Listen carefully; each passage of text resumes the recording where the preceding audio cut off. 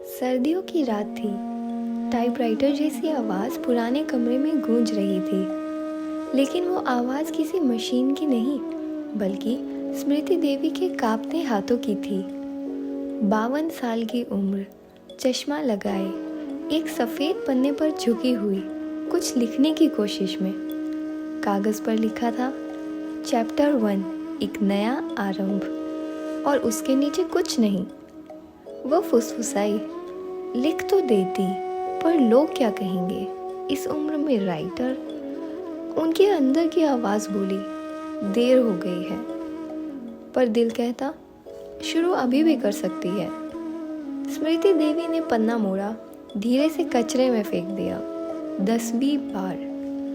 अगली सुबह उनकी कहानी का पहला प्रयास अंत हो गया, क्योंकि उनकी अपनी बेटी ने ही कहा, माँ, राइटिंग अच्छे लोगों का काम होता है, 50 के बाद नॉट पॉसिबल। उनके पति ने बस इतना कहा, समाज हंसेगा। शब्द तीर बनकर दिल में चुभ गए। उस रात स्मृति देवी रो पड़ी। एक और सपने का गला घोट दिया गया। 3 दिन बाद घर के बाहर एक सफेद रंग का लिफाफा मिला, किसी नाम के बिना। अंदर एक छोटी पर्ची थी, जिस पर टेढ़े मेढ़े अक्षरों से लिखा था, अगर लिखोगी नहीं तो कहानी तुम्हें कभी जीने नहीं देगी। स्मृति देवी का दिल धड़क उठा। ये किसने भेजा, क्यों भेजा? उन्होंने आसपास देखा तो कोई नहीं था, जैसे कोई छाया उन्हें दूर से देख रही हो। यह रहस्यमय लिफाफा उनके अंदर एक चिंगारी जला गया। हिम्मत जुटाकर उन्होंने अपनी पहली कहानी लिखी और एक छोटे मैगजीन में भेजा।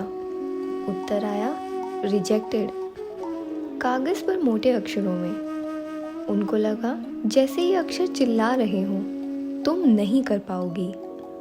उम्र, समाज, रिजेक्शन, सबने मिलकर उन्हें फिर रोक लिया। वे हार मानने ही वाली थी कि अचानक दूसरा लिफाफा आया।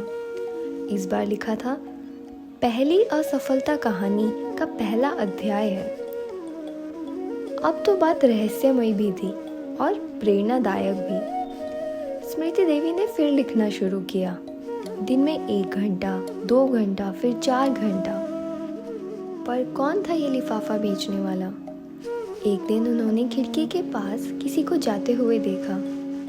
हल्की नीली सी शर्ट, लाठी पकड़कर एक बुजुर्ग आदमी जा रहे थे। उम्र लगभग 90 साल होगी, पर चेहरा दिखा नहीं। एक दिन स्मृति देवी पार्क में बैठकर लिख रही थी। एक बूढ़े काका आए और पास की बेंच पर बैठ गए। वही नीली शर्ट और वही लाठी। उन्होंने कहा, बेटी, आपकी कहानी पढ़ी है मैंने, तुम बहुत सुंदर लिखती हो। स्मृति ने चौंक कर पूछा, क्या आपने ही वो लिफाफे भेजे थे? वो मुस्कुराए, हाँ, मैं वही हूँ जो कभी राइटर बनना चाहता था, पर लोग क्या कहेंगे में उम्र गुजर गई। आंसू भर गए उनकी आंखों में।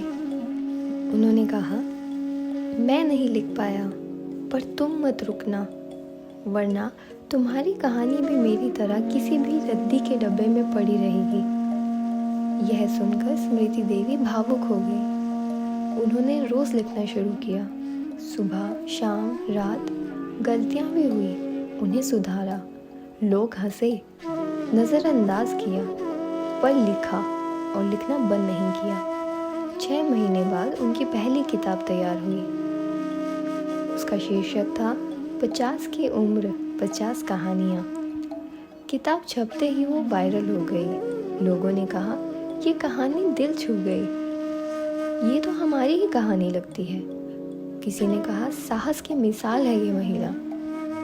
किताब लॉन्च इवेंट में वह काका भी आए, लाठी के सहारे धीरे से मुस्कुराए।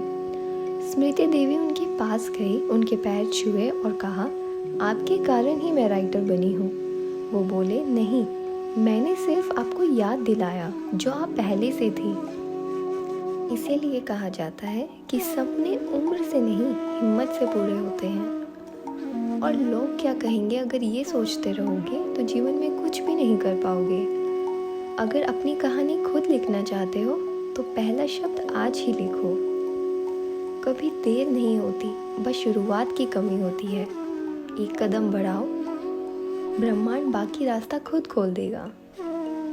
अगर आपको यह कहानी पसंद आई तो कृपया लाइक करें और चैनल को सब्सक्राइब करना ना भूलें। धन्यवाद।